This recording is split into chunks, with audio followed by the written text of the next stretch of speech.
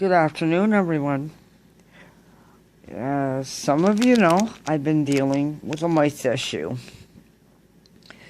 And the rodent patrol guy was here Friday and baited and put down a glue trap and whatever. But I wanted to show you what you can do for a mouse hole and how to kind of put stuff together ahead of time. What I've been using are these copper-coated scourers, and they're made by Homeline. And 3M Scotch-Brite also makes these, but they're about twice the price. For two of these, this size, it was $1.65, and that's pretty reasonable. And considering that you're not going to use a whole one of these in a little hole, I'm going to show you how to open it and trim it so that you can do it. Two of these were $1.65. I don't know if I mentioned that, but I just wanted to mention it again. That's cheap. The one thing you are going to want to do is do this over something that you can take and shake out or vacuum, because all these little tiny copper pieces really hurt if you step on them.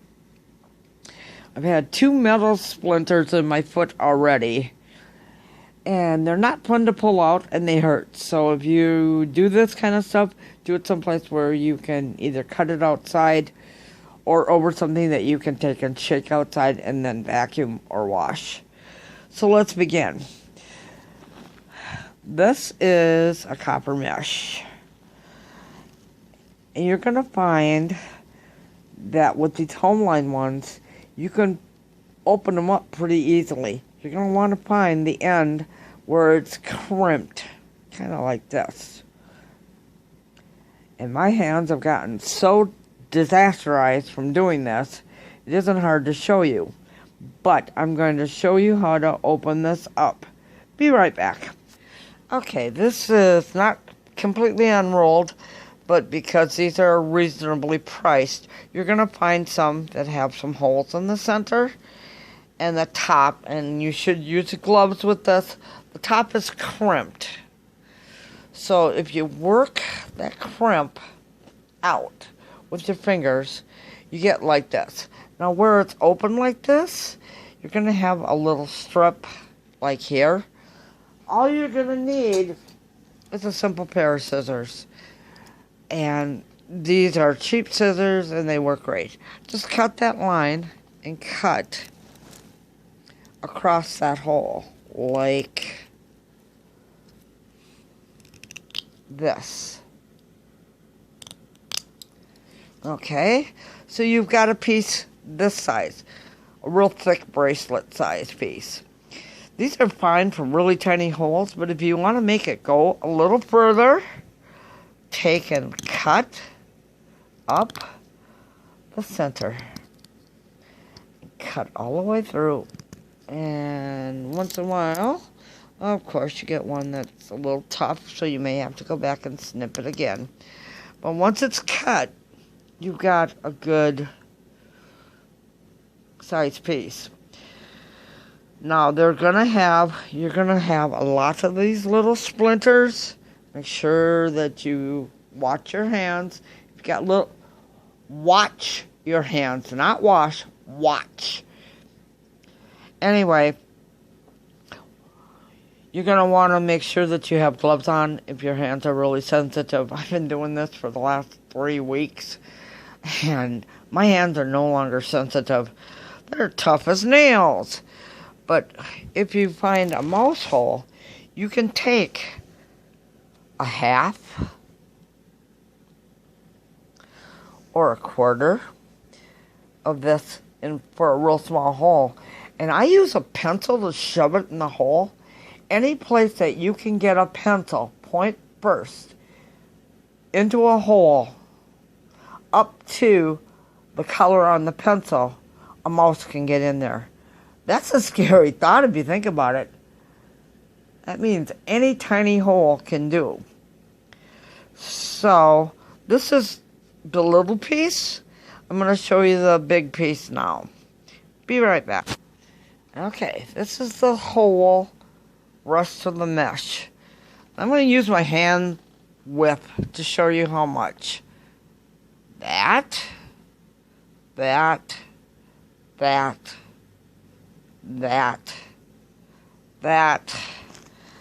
and half. So that's about 6.5 hands long. And my hands are pretty small, so. But once you get it unrolled like this, same thing. Just slide your scissors up and cut. And keep cutting. And try not to do it one-handed because you're going to need both hands, but I wanted to make sure I show you.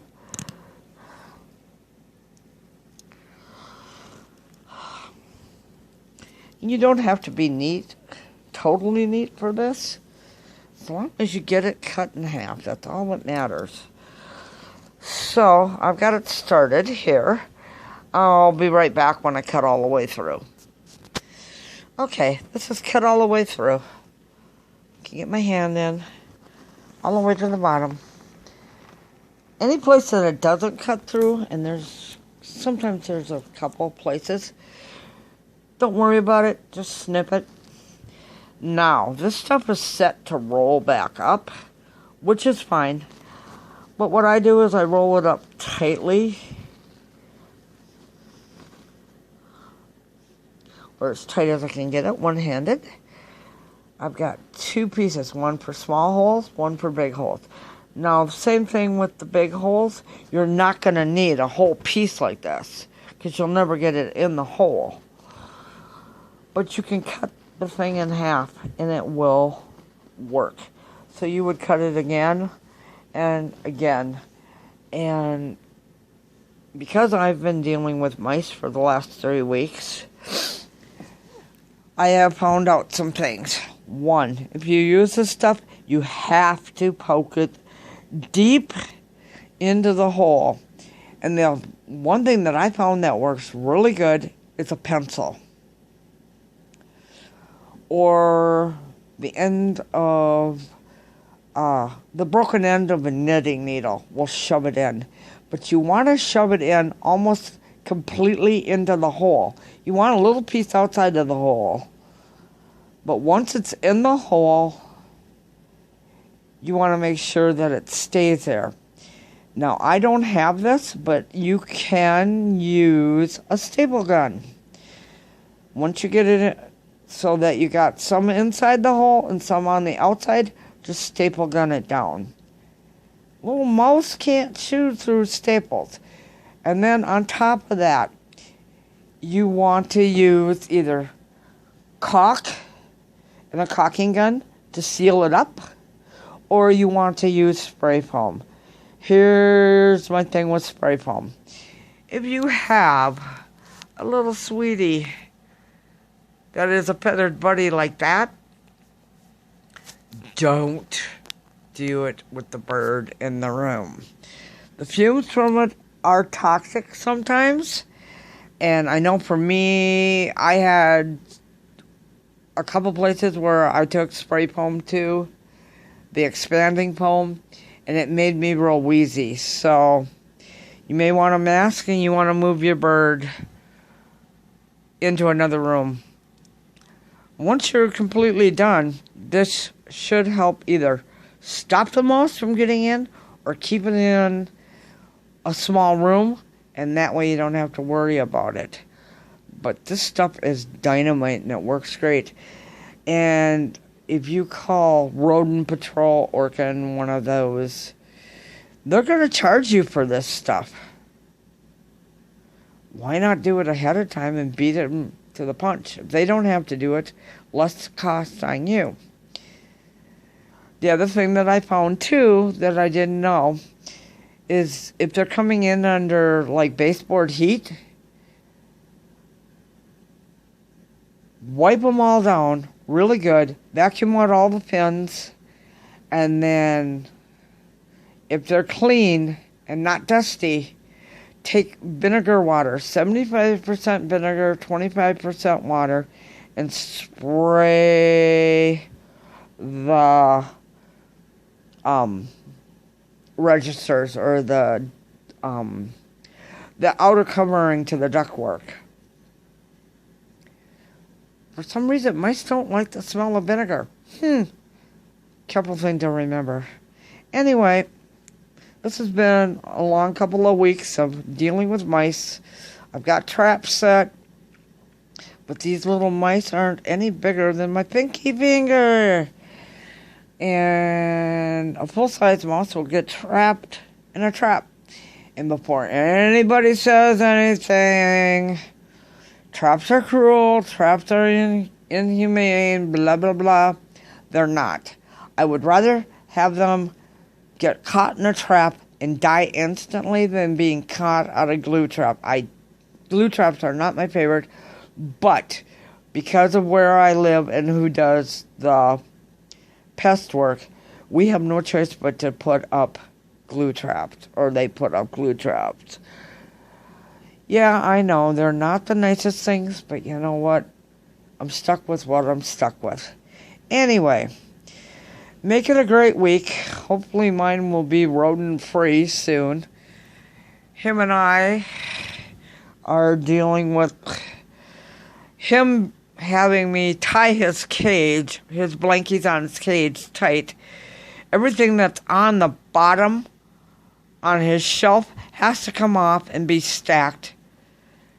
And I've been putting glue traps underneath. I put snap traps around it. Haven't seen one, but now after talking to my neighbor, guess where the little mouse ran? That way, next door. Yuck. So, make it a great week. Thanks for watching. If you got any questions, you're free to ask them. Bye.